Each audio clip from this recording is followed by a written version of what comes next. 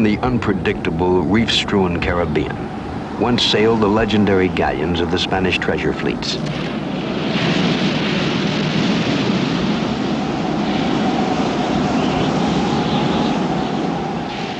Of the $10 billion plundered from the New World, more than $600 million in bullion and precious stones plunged to the bottom of the sea.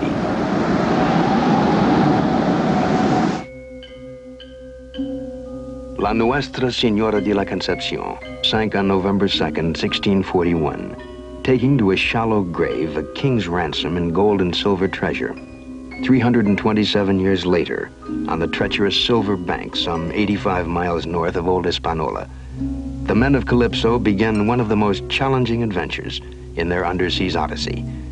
They search for the Nuestra Señora and $1 million in sunken treasure.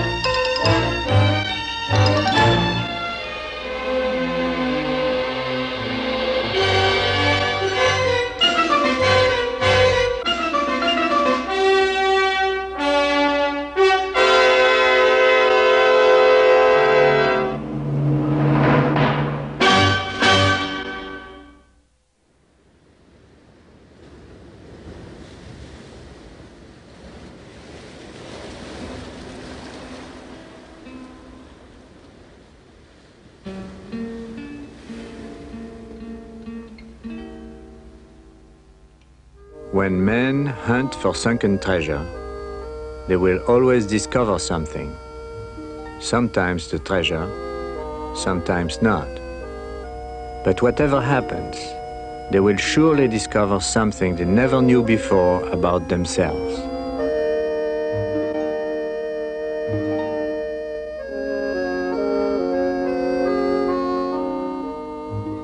More than $50 million in sunken treasure remains unrecovered somewhere in the Caribbean.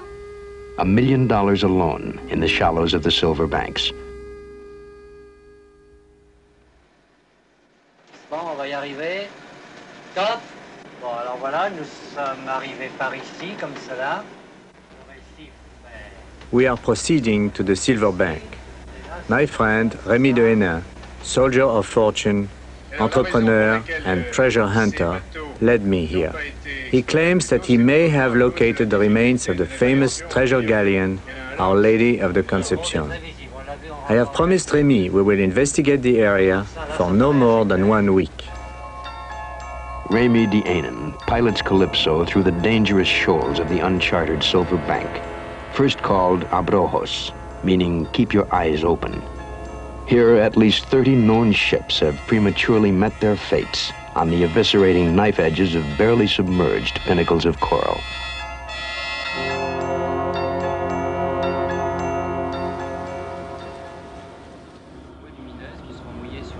Captain Caillard carefully reviews with Sirot the final treacherous approach to the location Rémi has charted. The ship's launch sets out to mark the narrow channel with seabuoys. They will serve to guide the helmsman to a safe anchorage, hopefully within yards of the long-lost treasure galleon.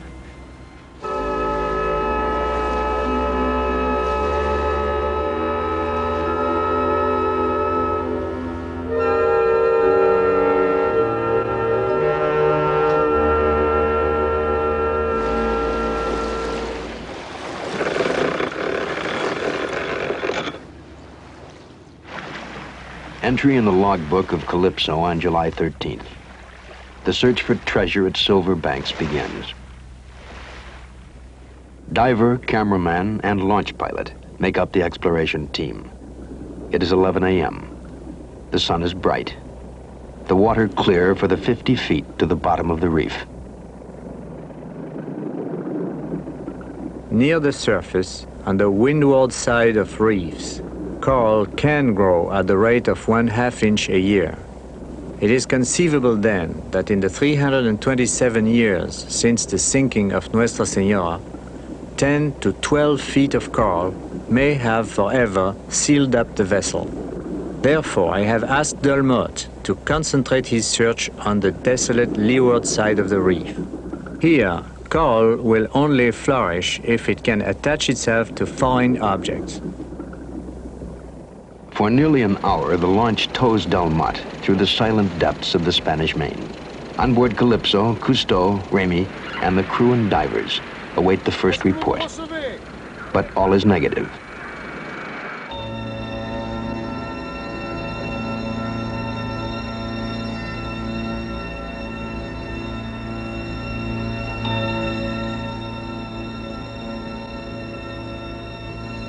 An amazing and unbelievable 55 minutes after Delmotte begins the search, he finds what Remy said he would find: apparent evidence that a sailing vessel had long ago sunk at this secret site on the Silver Bank.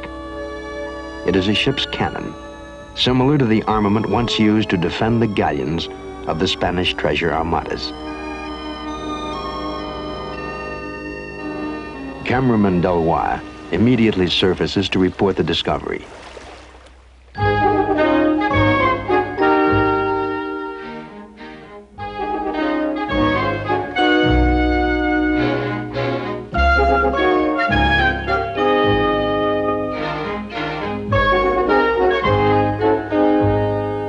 Cousteau decides to personally explore the discovery site to evaluate Delmotte's almost uncannily quick find of the ancient cannon.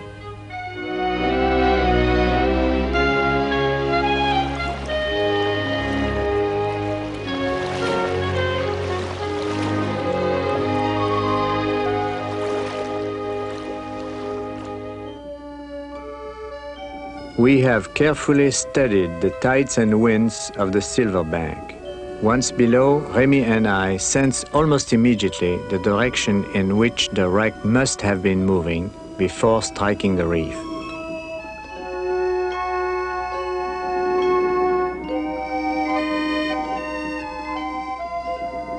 We agree to separate, to seek out the perimeter of the wreck site. At the same time, the exploration team immediately begins to mark and map their individual finds.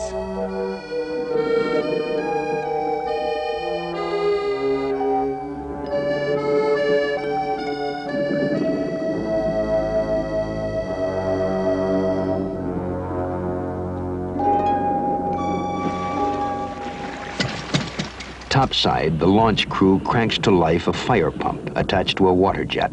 The diving team immediately begins a preliminary clearing of sand and silt. Cousteau logically hopes to discover fragments of the ship's timbers, which will help him to accurately identify the wreck.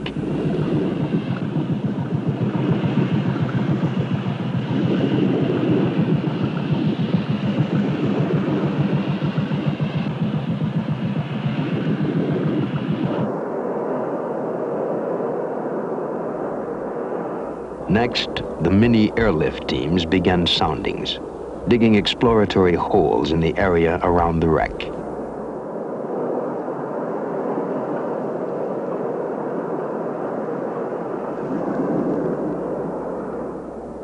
The team hopes to produce evidence which will aid Cousteau in solving the first mystery, to determine the perimeter of the collapsed galleon.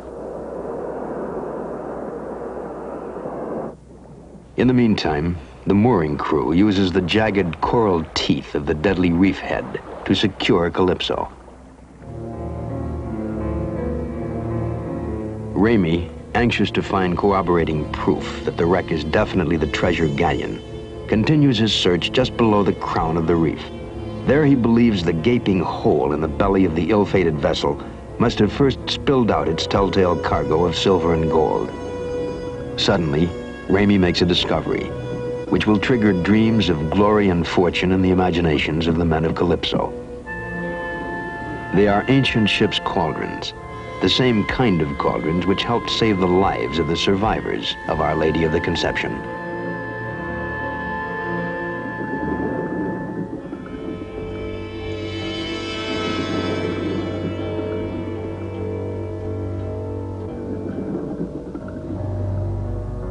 According to the sketchy accounts given by some of the survivors of the treasure galleon, the night of the crash brought forth an ingenuity born of desperation.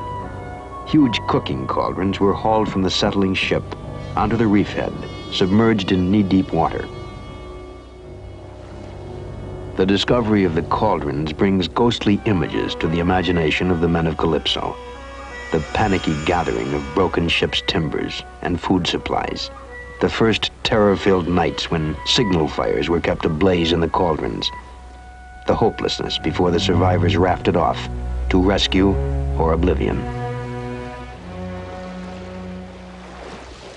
Remy's discovery of the cauldrons had given us cause to excavate the wreck site. I knew I could not disappoint my old friend and the excited divers and crew of Calypso.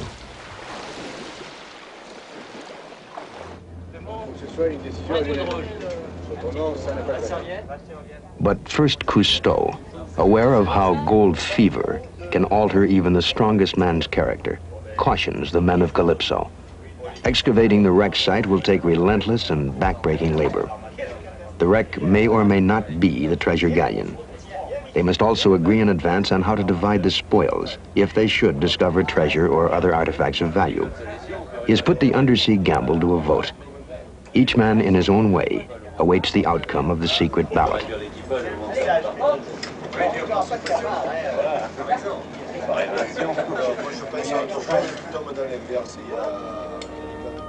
The returns are unanimous. For the first time in the long voyage of the research vessel Calypso, the men and divers will hunt for sunken treasure.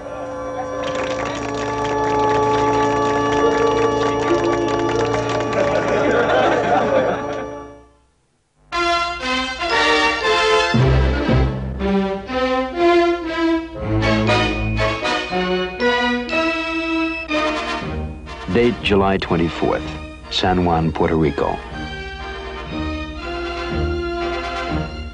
We must hurry. The Caribbean hurricane season is approaching. The men have worked night and day constructing the salvaging equipment we will need. Veteran Calypso comrade and world-famous undersea archaeologist Frédéric Dumas has hurried to join us.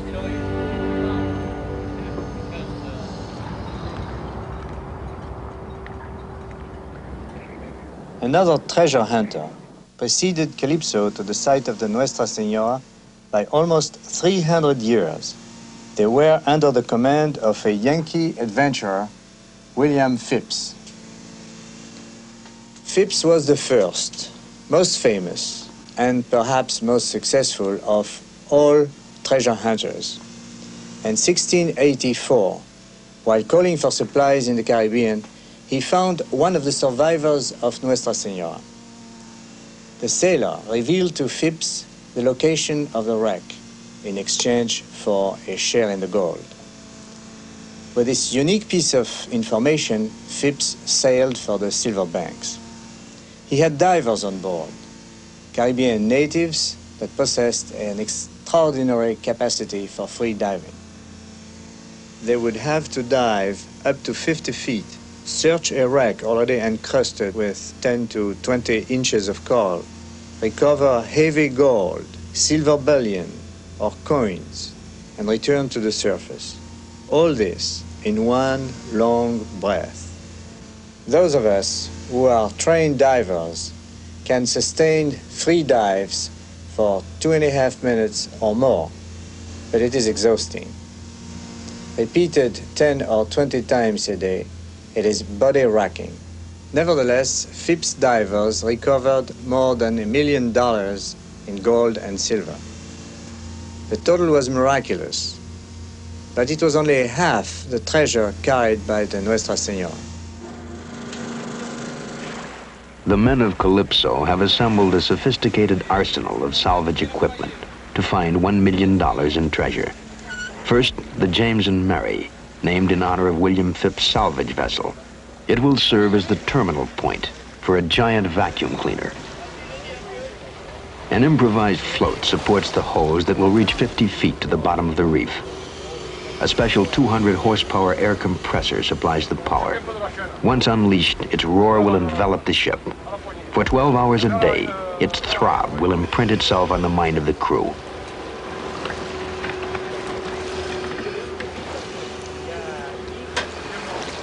Through the airlift pipe will pass 50 tons of water an hour and 5 tons of sand, silt, and coral debris. All this must be swept aside to expose the wreck.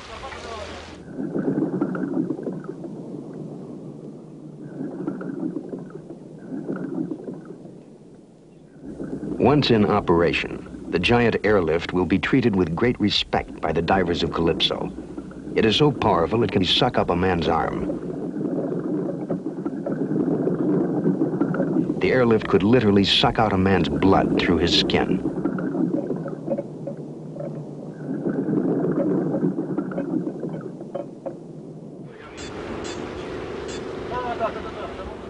Waste sucked up from the wreck site will pass through metal baskets set in the James and Mary, 8-foot strainers to sift out sand and catch anything of value.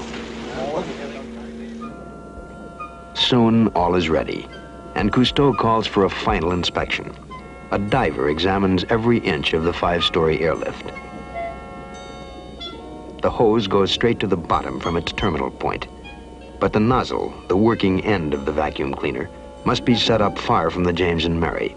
If it were directly below, silt and sand pouring out of the strainers would rain down on the divers, cutting visibility and filling the excavation holes. 50 feet to the ocean bed. Then it goes 20 yards along the floor to the first excavation. To the crew from this day forward, the airlift will have a name. Seeing it in its entirety, they christen their temperamental toy the Monster. An undersea's lookout gives the signal, and a 20th century treasure hunt begins.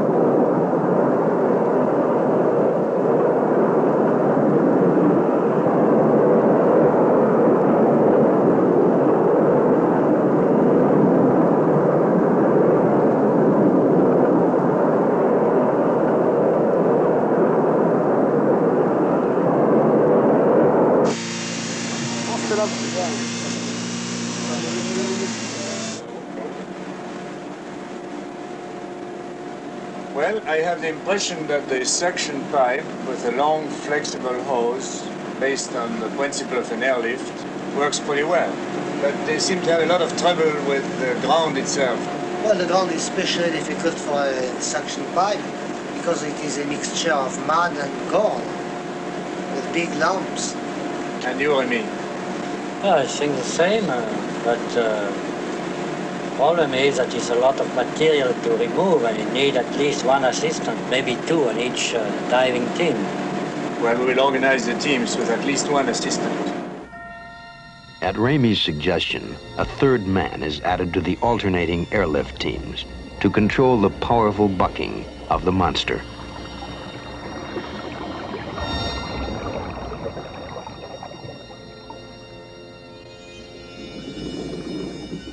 Relief divers exchange their footgear for scissored-off fins, which are used as boots by the excavators. 20-pound belt weights help the divers to operate in fixed positions. Before the ascending team returns to Calypso for a much-needed rest, they turn over to the relief divers their helmets with built-in work lights. Each team works an hour and a half. 4 teams take alternating shifts. The work goes on without a break for 12 hours a day.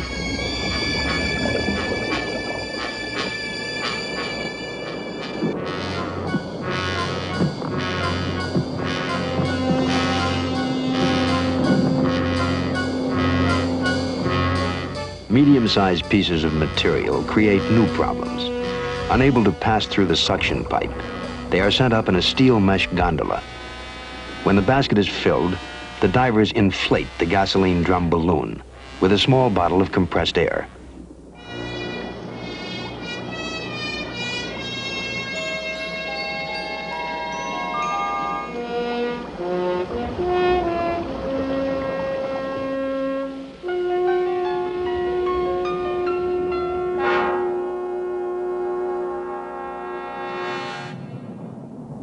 While the airlift teams have been working on the level areas of the wreck site, another team has devised a method of bringing on board Calypso mysterious ton-heavy chunks of coral which stud the recovery area. It is Delois who named them cannon coral. He discovered these toadstool-shaped formations seem to grow around large metal pieces, cannons in particular. Once on deck, a voluntary Alcatraz crew breaks the coral apart to reveal its inner secrets.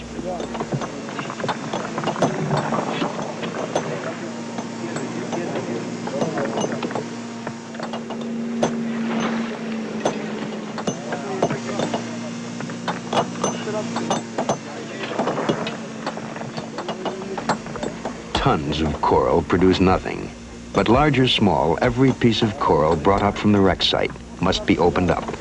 Even the smallest piece of coral could contain a fortune in pieces of 8 or precious gems.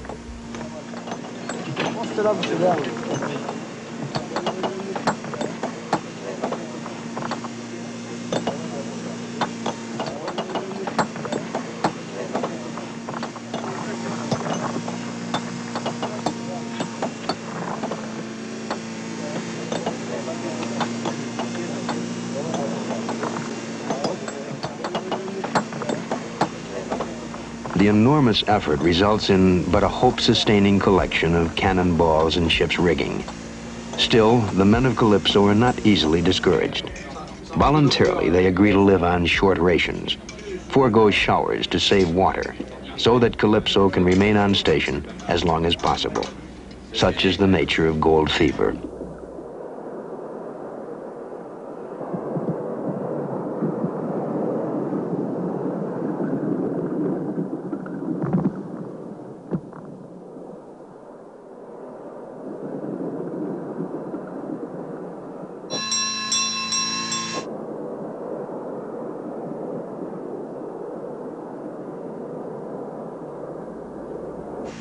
The first important aspect of hunting for sunken treasure is to minutely examine the few and mostly fragmentary remains at a wreck site for clues which will conclusively identify the age, nationality, and hopefully the name of the suspected treasure vessel.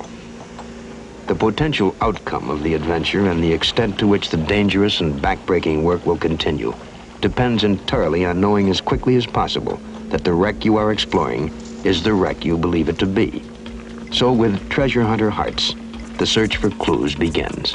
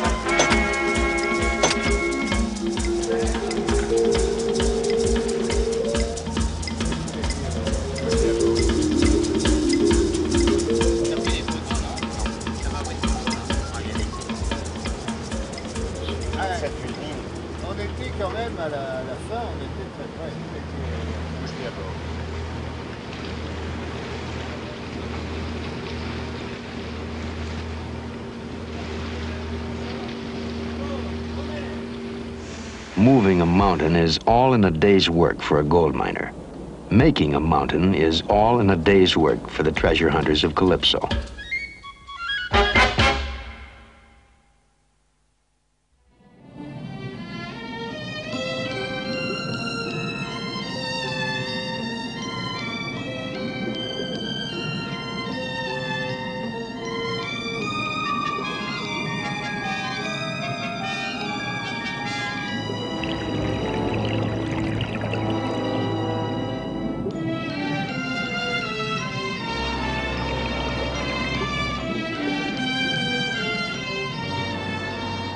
After 17 days of searching the wreck site, we still have not confirmed the identity of the sunken vessel, but we have provided some unexpected benefits to the inhabitants of the reef. Scavengers forage for sea worms among the coral debris. Bearded mullets seeking micromarine tidbits seem to emulate the Calypso airlift. The divers dig on, cheered by the arrival of their colorful and curious friends.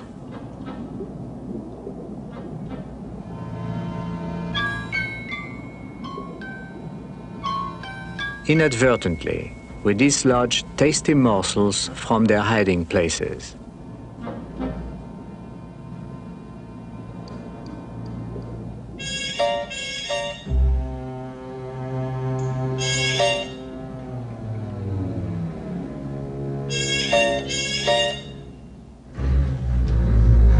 For one brave and aggressive damselfish, however, we are not quite welcome. Our presence in her territory has lured a host of unwanted guests.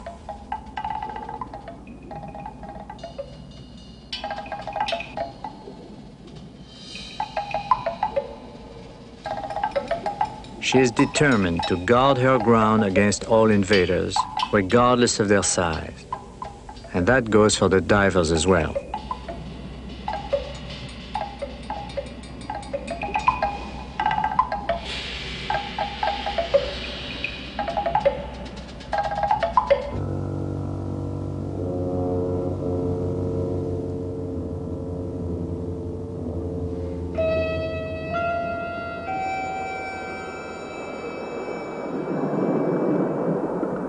August 3rd. The deep-digging monster reveals the first important artifact.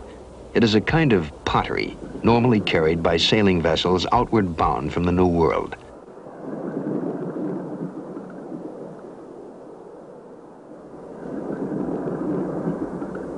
The crudely fashioned jug resembles containers made by South American Indians. They were used by mariners during the long Atlantic crossing for the preservation of foodstuffs. But most exciting is the fact that the pottery is unbroken.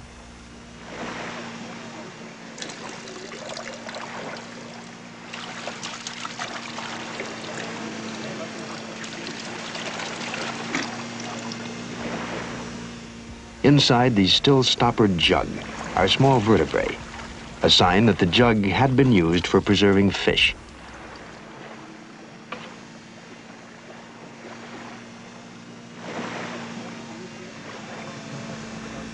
The divers have taken an extra precaution against injury.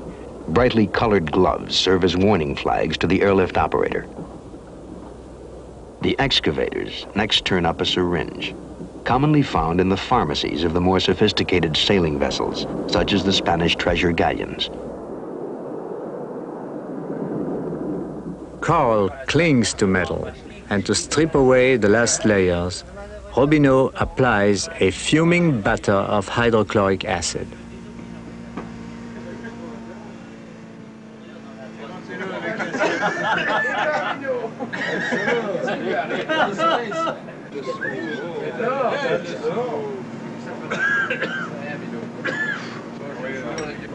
The best comes last, a metal plate. Often on treasure ships, the table service was made of silver. All of us wait for the acid to reveal a bright and shining surface.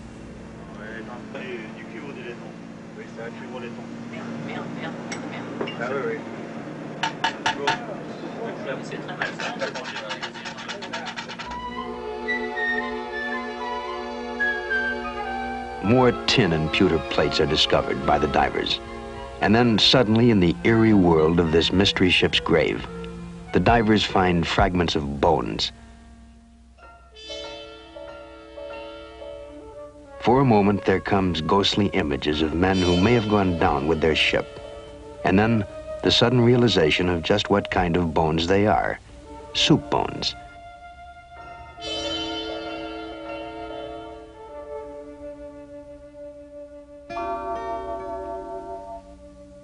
Bernard is digging here near this gun and is finding remains of the kitchen and heaps of ox bones and pork bones. So we probably are near the galley in the forecastle. What do you think, Remy?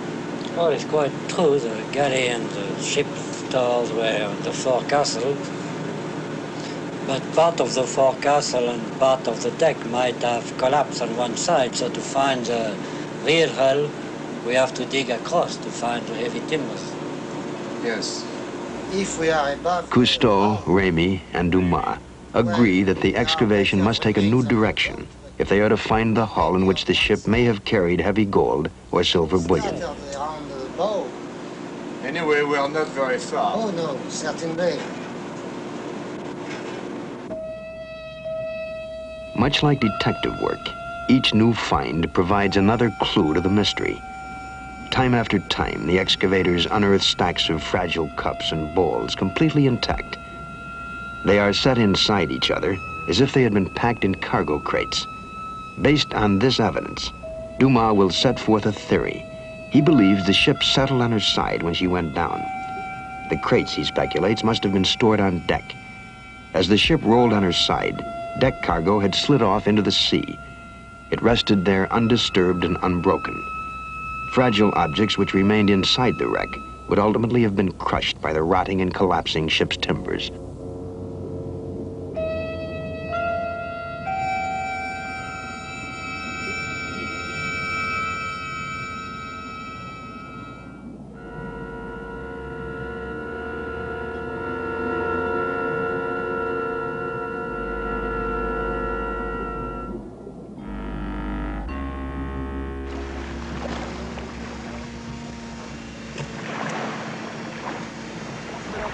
As the divers bring the fragile cups and bowls aboard Calypso, we are again stimulated in our labors. The delicate tableware appears at first to be genuine Chinese porcelain, worth a fortune. We recall that at the height of the Spanish treasure armadas, galleons from the Philippines would transfer cargoes of Chinese porcelain to ships bound for Spain. Now we have porcelain. Next, obviously, we must find gold.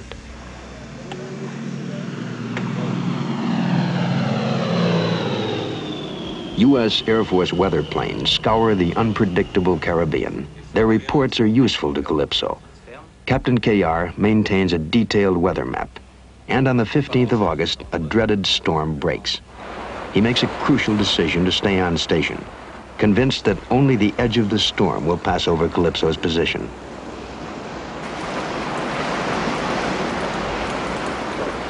The divers celebrate their first work break in 15 days by luxuriating their salt-sore bodies in the cool freshness of the tropical rain. For several days preceding the storm, the excavators had unearthed no new artifacts. Cousteau and Dumas inspect the cross-section trenches carved by the divers to the apparent perimeter of the wreck. The operation area is empty, save for the remnant planks of the ship's hull exposed by the digging. Cousteau now sees that the wreck is not a whole ship, only the forward third, where the galley had probably been located. Convinced that his theory is right, he signals to Dumas his belief that the ship had broken in two when it crashed on the reef.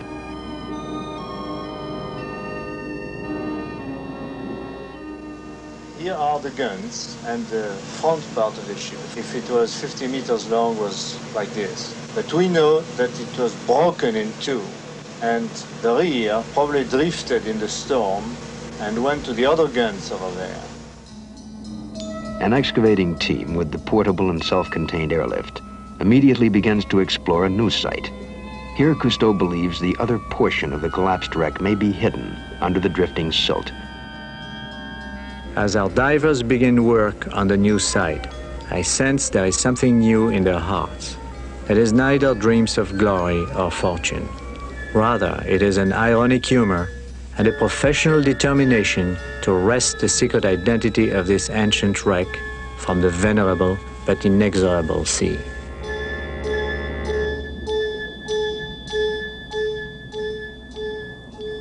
Although Spanish treasure ships often carried French, Dutch, or Italian armament, Cousteau also decides to bring one of the wreck's cannons aboard. There is a slight possibility that the arsenal markings may shed some light on the identity of the wreck. The cannon reveals little. Inscribed on the cannon is only the cryptic code H2250A, but no date. Even had a date been etched on the cannon, it could have proven deceptive. Cannons forged in the late 1500s were still in active use up to as late as 1820. The recovered cannon does reveal one thing. When the ship crashed on the reef, its guns were loaded and primed for combat. A common habit of most ships' captains during the open sea days of pirates and privateers, who preyed on cargo and treasure ships alike. The cannon weighed more than a ton and was capable of firing a mass-snapping cast iron ball weighing up to 8 pounds. Our catalogue of work is frightening. 18 days of back-breaking labor, deafened by the constant din of the compressor. Hours of endless hammering and the sifting of 300 tons of coral debris. For all our effort, we have a deck cluttered by pottery of questionable worth, a cannon, and some cannonballs. In purely economic details, mad expenditures. In terms of human effort, incalculable output of energy. À Clichy, il y a un petit guinche pépère. C'est la locomotive à t'aider. À l'été, son petit enfant. Still, there is hope. The fever of discovery. How brightly it burns. How few complain.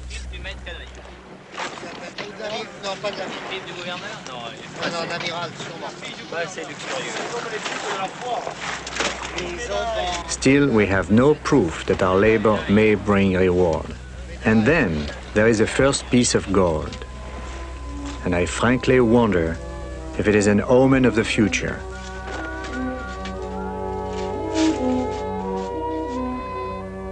A gold medal of Saint Francis of Assisi, patron saint of the poor.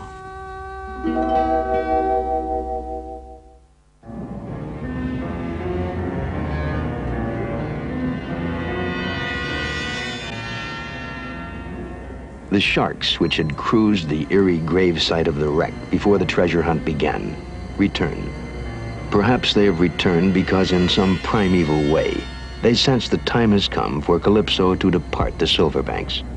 But to veterans of the Red Sea expeditions, the sharks are simply another variety of fish.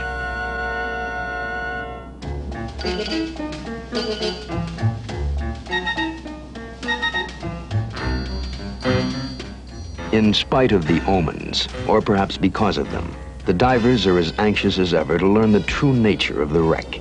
They have moved the monster to the new site, where the digging continues in earnest. Their determination is about to be rewarded. Suddenly, the teams uncover a cache of lead packing seals. Carefully and gently, the diver places the tiny seals inside his work glove. Packing seals had always been used by mariners to seal gold packets. They discourage cargo tampering, and more important, may identify the owner of the cargo. I knew once again we had not found conclusive proof of the ship's identity. The fleur-de-lis in the design has been used commonly by both the French and the Spanish. The Latin inscription expresses the thoughts of all the early conquerors of the New World. Florebo quo ferar, I will flourish wherever I go. Meanwhile, below, the excavators have unknowingly discovered the telltale clue, which at long last will affect the final outcome of Calypso's hunt for sunken treasure. It appears to the divers to be a bell clapper, but is in fact a brass weight that had been used on the ship's scales. In the century when the weight was used, the boards of trade of the various European maritime nations would check the honesty of the ship's weights every 5 years and inscribe on the weights the last date of inspection.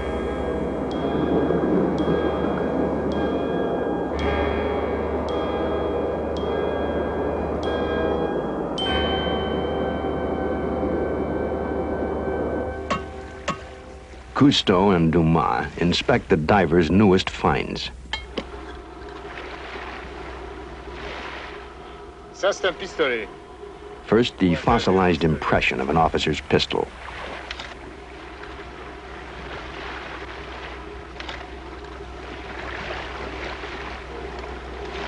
Pour un fusil, s'il y a la... Faut très bien y avoir une crosse. Pourquoi il y a des pointes sur cette cuillère? Qu'est-ce que c'est ce truc-là, Didi? Des cuillères avec des excroissances. And then a mold the ship's silversmith had probably used on board to manufacture spoons. La preuve, ça c'est une garde d'épée. Next was the remains of a handguard for a sword. And finally, the brass weight from the ship's scales.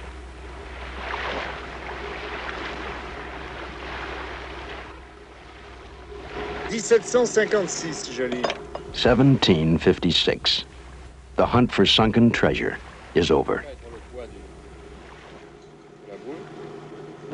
We found this scale weight, and we know, because of the date inscribed on it, that the ship we're working on is at least a century younger than the galleon we hope to find.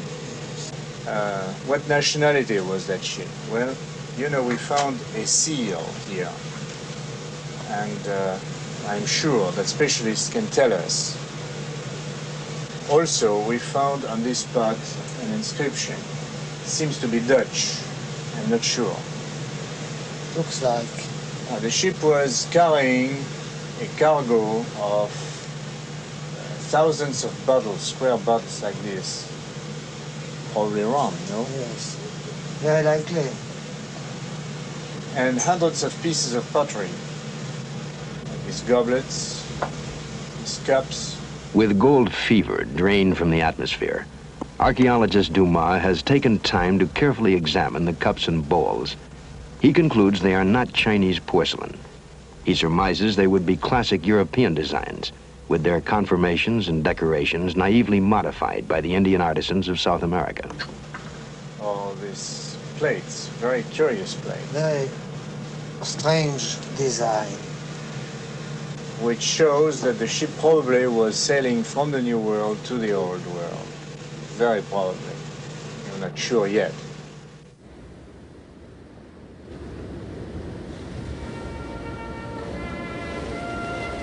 August 25, 5:45 in the morning. The ship is still asleep. I feel strangely alone. My equipment feels lighter than usual.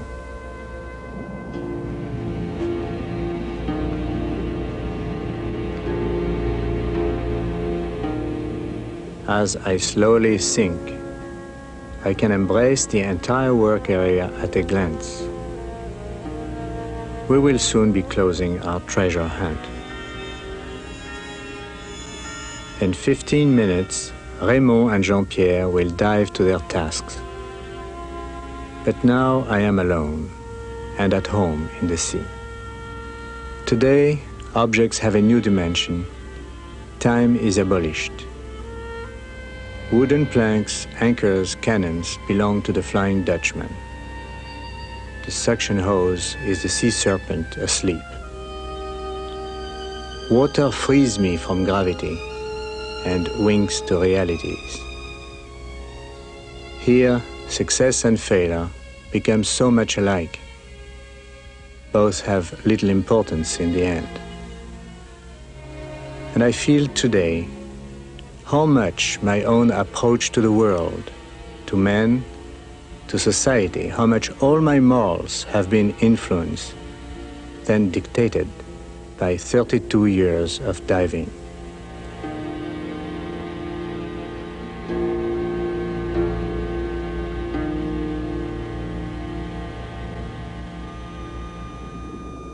When men hunt for sunken treasure, they will always discover something.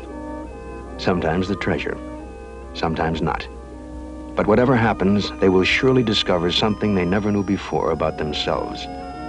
As men, it is revealed more in their eyes than in their words. Eh bien, j'aurais acheté de la terre, beaucoup de terre, des collines, des arbres, un ruisseau, peut-être une vieille maison. En fait, j'y ai jamais vraiment pensé, jamais vraiment cru qu'on pourrait trouver un trésor. Ça me semblait quelque chose d'un peu... J'espérais qu'on soit pas venu ici pour rien. Mais, enfin, sérieusement, j'y croyais pas tellement. Je suis comme Saint Thomas, moi, il faut me montrer, après je crois. Ah oui, j'ai toujours une de car, moi. Je l'aurais bien employé, mais on l'a pas, mais tant pis.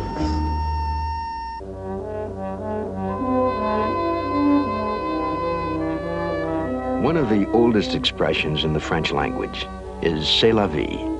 That's life. Casually tossed off, the expression is deeply profound and at the same time ironic. A way of laughing at life when things have not gone well. A way of saying life is short, so let's get on with it. It is in this spirit that Faucheré and Dumas salute the Calypso's hunt for sunken treasure, as the men look forward to their next adventure in the undersea's world.